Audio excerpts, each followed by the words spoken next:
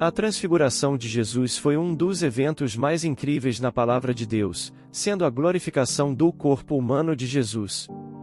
Seu corpo passou por uma transformação de forma, um evento que ocorreu depois de Jesus revelar sua verdadeira identidade.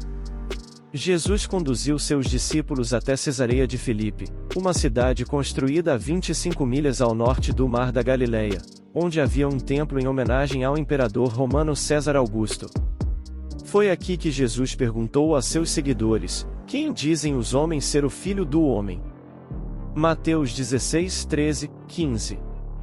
Alguns afirmam que ele é João Batista, outros Elias, Jeremias ou algum dos profetas. Então Jesus fez a pergunta crucial: e vós, quem dizeis que eu sou? Simão Pedro respondeu prontamente: tu és o Cristo, o Filho do Deus vivo. Jesus elogiou Pedro, afirmando que essa revelação não veio da carne, mas do Pai Celestial. Ele declarou que sobre essa confissão edificaria a sua igreja, e as portas do inferno não prevaleceriam contra ela. Mateus 16, 16, 18. Após confirmar sua identidade aos discípulos, Jesus descreveu sua missão, explicando que precisava ir a Jerusalém, sofrer nas mãos dos líderes religiosos, ser morto e ressuscitar ao terceiro dia. Em outras palavras, Jesus resumiu a base do Evangelho. A transfiguração ocorreu 6 dias depois, quando Jesus levou Pedro, Tiago e João a uma montanha alta. Lá, ele foi transfigurado diante deles, sua face brilhando como o sol, e suas roupas tornaram-se brancas como a luz. Mateus 17, 1, 2. Após discutir sua identidade, missão e o custo do discipulado com os discípulos, Jesus conduziu Pedro, Tiago e João a uma montanha alta, onde foi sobrenaturalmente transfigurado.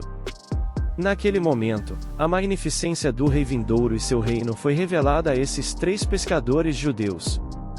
Agora que os discípulos compreendiam quem era Jesus, o próximo incidente ocorreu de forma natural. Jesus os levou ao topo da montanha, acima da linha da neve, onde foi transfigurado diante deles. Ao descrever o evento, Pedro menciona que as roupas de Jesus ficaram mais brilhantes do que qualquer agente de branqueamento na terra poderia deixá-las. Ele usa a palavra detergente ou afulão, equivalente naquela época. A luz irradiava de dentro das roupas de Jesus, e eles viram sua glória. Ele encontrou-se com Moisés e Elias para discutir sua exodus, onde ele cumpriria um resgate para seu povo. O ponto fundamental do Evangelho é a realização dos discípulos sobre quem é Jesus, que ele é o Cristo, o Messias.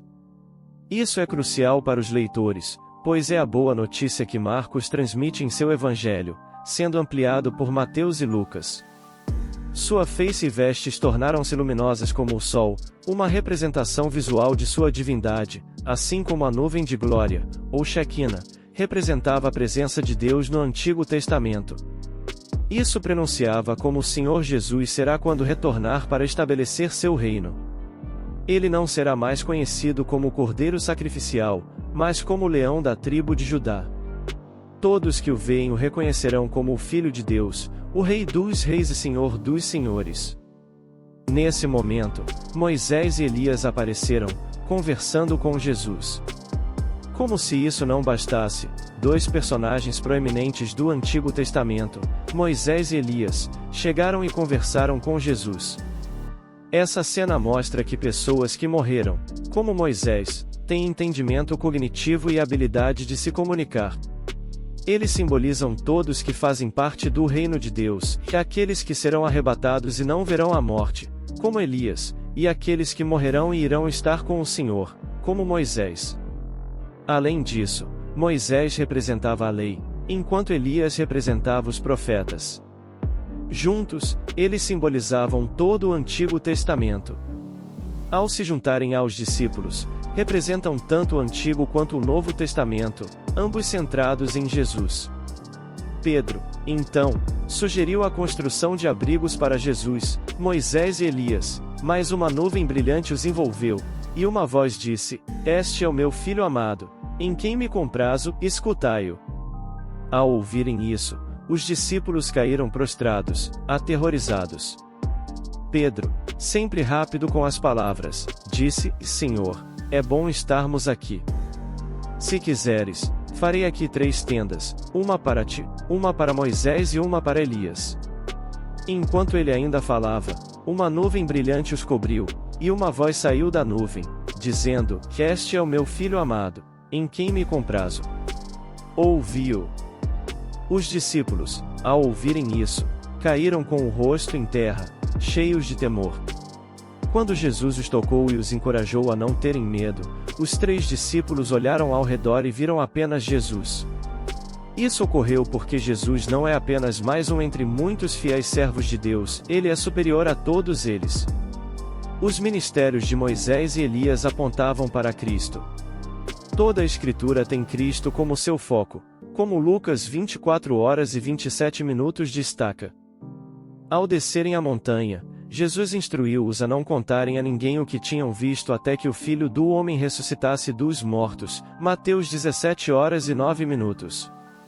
Este evento da transfiguração destaca a majestade e a divindade de Jesus, preparando os discípulos para os eventos subsequentes, incluindo sua morte e ressurreição. Ele os instigou a não contar a ninguém sobre a visão até que ele ressuscitasse dos mortos. Descendo a montanha, se a multidão soubesse, certamente ficaria confusa e o forçaria a ser proclamado rei. Mas, na verdade, isso fazia parte da mensagem do reino deles, convidando pecadores a colocarem sua fé no rei que está surgindo. Os discípulos então perguntaram por que os mestres da lei dizem que Elias deve vir primeiro. Jesus respondeu: E certamente, Elias virá e restaurará todas as coisas. Mas eu vos digo que Elias já veio, e não o reconheceram, mas fizeram com ele tudo o que quiseram. Da mesma forma, o Filho do Homem está prestes a sofrer em suas mãos. Então os discípulos entenderam que ele estava falando de João Batista. Mateus 17:10-13. A visão de Moisés e Elias levou os discípulos a perguntarem a Jesus por que os escribas dizem que Elias deve vir primeiro. Jesus apontou a realidade de que Elias já havia vindo, como ele já havia dito. João Batista é o Elias que estava por vir, conforme registrado no Evangelho de Lucas, quando o anjo disse ao pai de João, Zacarias, que ele iria diante do Senhor no espírito e no poder de Elias, Lucas 1h17.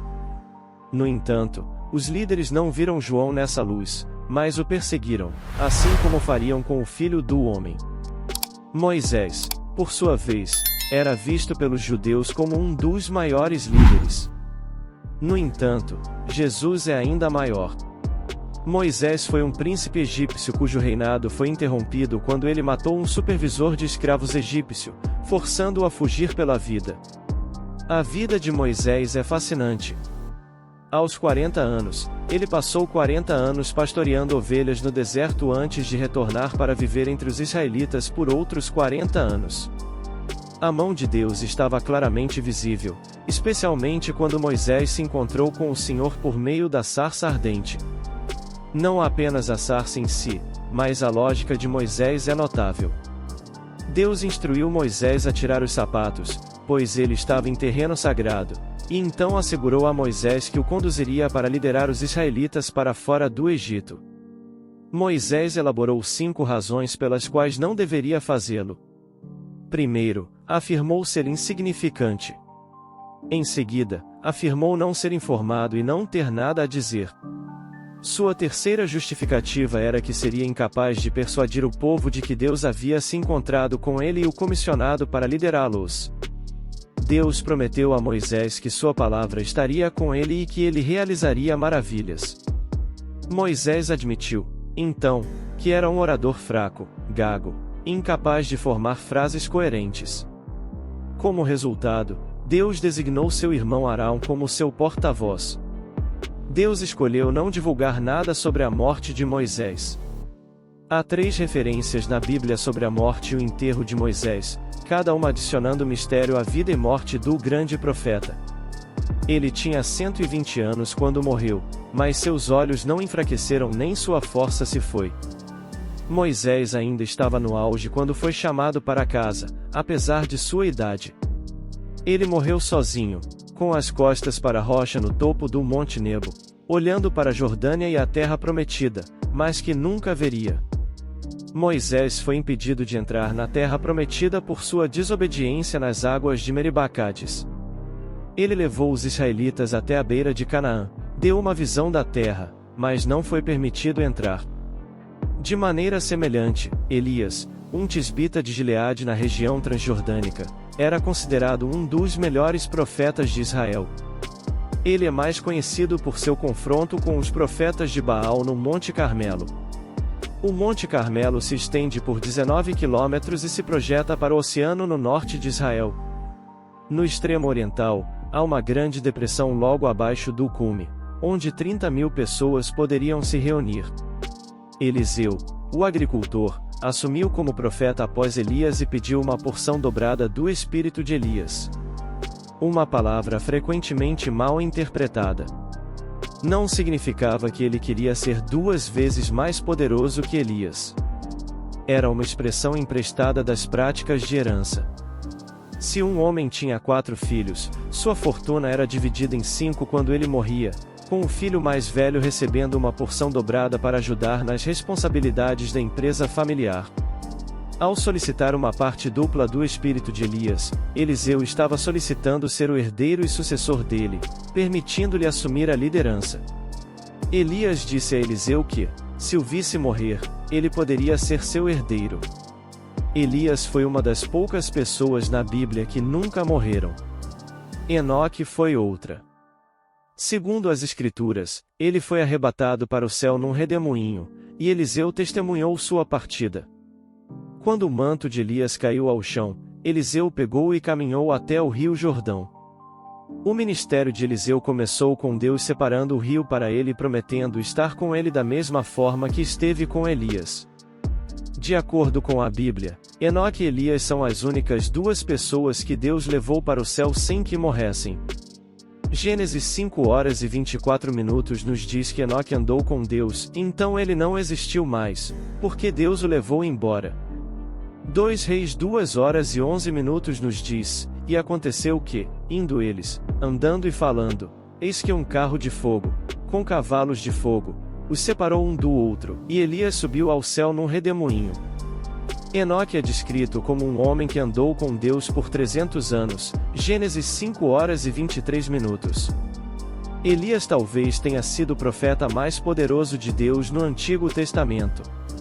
As histórias na Bíblia sobre a tradução de Enoque e a remoção de Elias do mundo não revelam nada sobre o que aconteceu com eles depois que foram retirados da terra. Podemos apenas presumir que não experimentaram a morte na terra. Pois a lei foi dada por meio de Moisés, mas a graça e a verdade vieram por meio de Jesus Cristo. João 1:17. A presença de Moisés e Elias com Jesus é notável. O nome de Moisés estava associado à lei do Antigo Testamento dada ao povo de Deus. Jesus veio para cumprir os mandamentos da lei e fazer o que a lei não podia fazer, ou seja, fornecer uma resposta ao problema do pecado. A lei identificou o problema, e Jesus forneceu a resposta. A transfiguração fornece mais evidências de que Jesus era o Filho Divino de Deus. Não é coincidência que isso tenha acontecido logo após Jesus se reconhecer como Cristo, aquele que saiu da glória celestial para vir à terra. Agora, 3 de seus discípulos teriam um vislumbre dessa glória. Elias foi uma figura proeminente no Antigo Testamento, um grande profeta.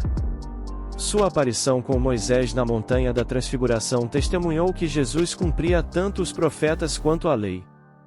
A voz de Deus Pai confirmou ainda mais a chamada e a filiação de Jesus. Ele admitiu que Jesus o havia agradado com o que havia dito e feito, representando o seu reino vindouro. A cena da transfiguração de Jesus é uma representação do seu reino vindouro em sua plenitude.